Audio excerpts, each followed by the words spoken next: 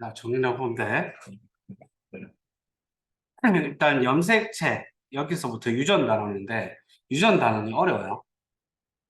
일단 염색체에 대한 이야기를 하면 세포에 대한 얘기를 해야 되는데, 우리가 세포를 보게 되면 안에 이렇게 핵이 있어요. 핵을 살펴보게 되면은 평상시에는 이렇게 실처럼 풀려져 있어. 실처럼 풀려져 있는 게 있는데, 이 실처럼 풀려져 있는 걸 우리가 뭐라 불러주냐면은 염색사라고 불러요. 이 염색사가 세포가 분열할 때만 이렇게 실뭉치처럼 뭉쳐져요. 얘를 염색체라고 불러주는 거예요. 염색체의 가운데 부분을 동원체라고 불러주고, 염색체의 반틈을 나눌 분자 써서 염색분체라고 불러요. 염색분체 두 개로 이루어져 있는 게 염색체인 거지. 그 염색체를 이루고 있는 것은 바로 염색사입니다. 염색사를 확대시켜 보면 이렇게 보라색의 히스톤 단백질이 있고요. 그 다음에 끝 모양으로 되어 있는 게 DNA인데, DNA를 확대시켜 보면 이렇게 이중 나선 구조를 하고 있습니다. 두 가닥이 꼬여 있다라는 얘기예요. 그러면 이 염색체 안에 있는 DNA는 DNA 특정 부분이 바로 우리 몸을 결정짓는 어떤 설계도예요. 그래서 1번 유전자는 뭐 키를 결정짓는다. 그 다음에 2번 유전자는 뭐 눈을 결정짓는다. 이렇게 되면 눈 유전자, 키 유전자 이렇게 되시는 거예요. 그러니까 하나의 이제 DNA 안에는 여러 개의 유전자가 들어갈 수 있다 이 말이에요.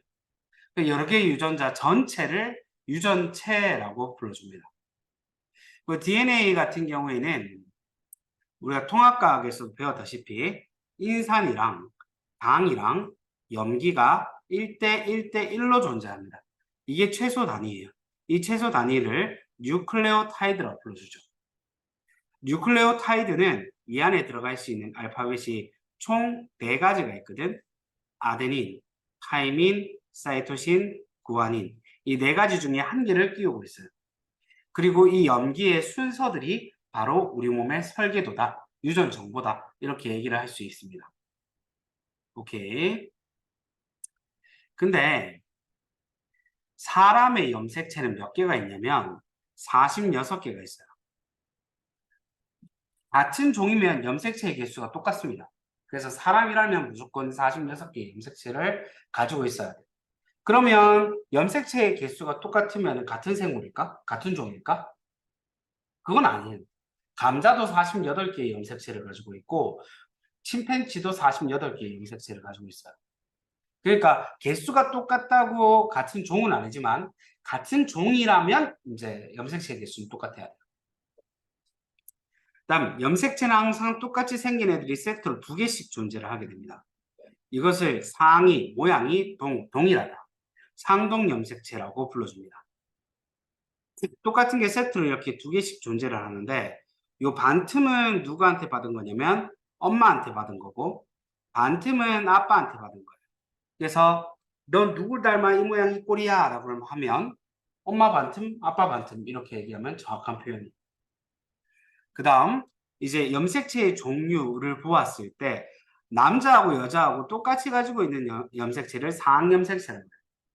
상염색체. 그 다음에 성별을 결정짓는 유전자가 들어가 있는 게 있을 거 아니에요. 그 유전자가 들어가 있는 염색체가 성염색체인데 여자는 XX 염색체를 가지고 남자는 XY 염색체를 가지고 있습니다. 실제로 Y 모양은 아니고 X 염색체가 이렇게 있으면 이런 모양, 작은 모양을 하고 있어요. 항상 그래서 문제에서 나왔을 때 성염색체 중에 작은 애가 있으면 걔는 Y 염색체라고 생각하면 됩니다.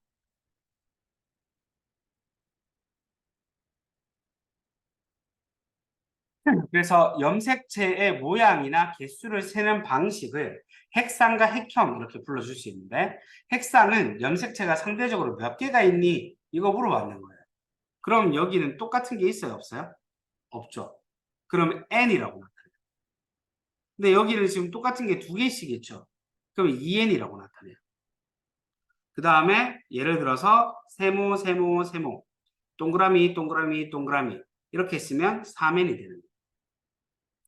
여기에서 n에는 뭐를 집어넣을 수 있냐면 종류를 집어넣을 수 있어요. 세 종류가 있죠. 집어넣으면 3 나오겠죠. 염색체가 총 3개 있다. 그럼 여기에도 세 종류가 있죠. 종류로. 3을 집어넣으면 염색체가 총 6개 있다. 여기에도 두 종류가 있으니까 2를 집어넣으면 6이 나오겠죠. 근데 여기에서 우리가 얘기하는 핵상은 이 앞부분이 핵상이에요. 오케이? 그래서 예를 들어서 큰 X, 작은 X 이렇게 있어. 그 몇 에는 얼마예요? 2에는 4. 그러면 1번이랑 2번이랑 핵상이 동일하다. 맞는 말이에요? 틀린 말이에요? 맞는 말이에요. 둘 다 2n이니까. 오케이? 염색체의 개수는 다르지만 핵상은 동일합니다. 핵상이라고 하는 건 이렇게 염색체가 상대적으로 몇 에 있는지를 표현해 주는 게 바로 핵상입니다. 그다음에 핵형이라는 말이 등장하면 핵형은 염색체의 everything이에요. 염색체의 개수도, 염색체의 모양도, 염색체의 크기도 전부 다 핵형이라고 부를 수 있어요. 잠깐만 앉아 있으면 금방 갈게. 그래서 염색체의 모든 것은 핵형이에요. 그럼 같은 종이라면 핵형이 똑같을까? 다를 수 있습니다.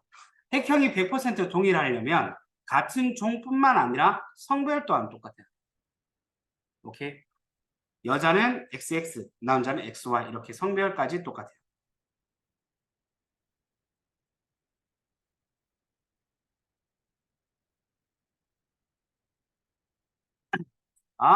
염색체를 조금 자세히 뜯어봅시다. 아까 전에 얘기를 했어요. 염색체라고 하는 것은 두 개의 염색 분체로 이루어져 있다고 했고 염색체의 가운데 부분을 동원체라고 불러준다고 했어요. 동원체에는 뭐가 달라붙냐면 방추사라는 실이 나중에 세포 분열할 때 달라붙어요. 그래서 염색 분체를 반틈씩 뜯어갑니다. 그런 식의 세포 분열이 이루어지는데 그 전에 염색체가 이렇게 있으면 다시 염색체가 언제 등장하냐면 세포가 분열할 때만 등장해요. 그럼 평상시에는 어떻게 있냐면 실이 풀어져 있죠. 염색 4의 형태. 그 세포 분열할 때 실이 뭉쳐져요. 실뭉치, 즉 염색체로. 그래서 세포 분열하기 시작할 때 염색체가 등장하고 동원체 부분에 방주사가 달라붙어서 반틈씩 뜯어가는 것이 세포 분열이다. 그래서 염색 분체는 세포 분열이 일어날 때 분리되어서 들어간다.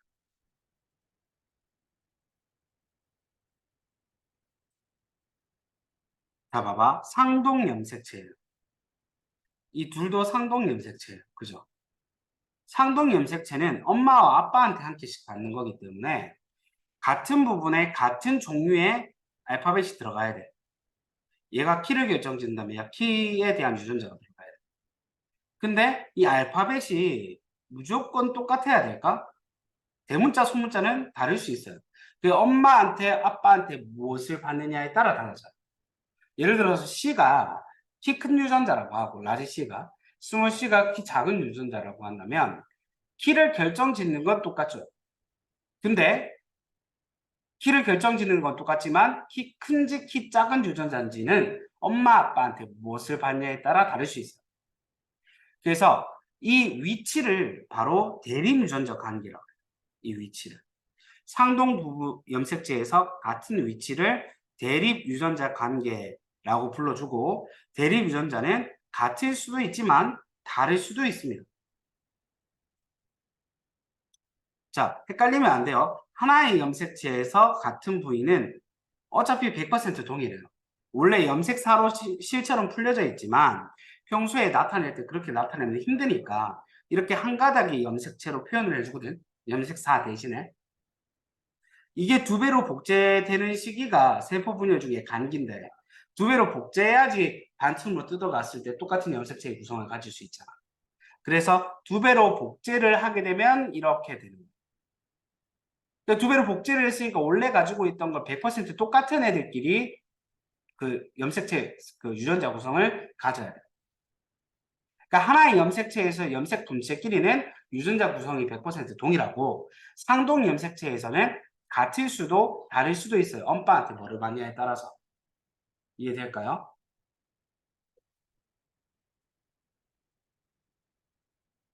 음,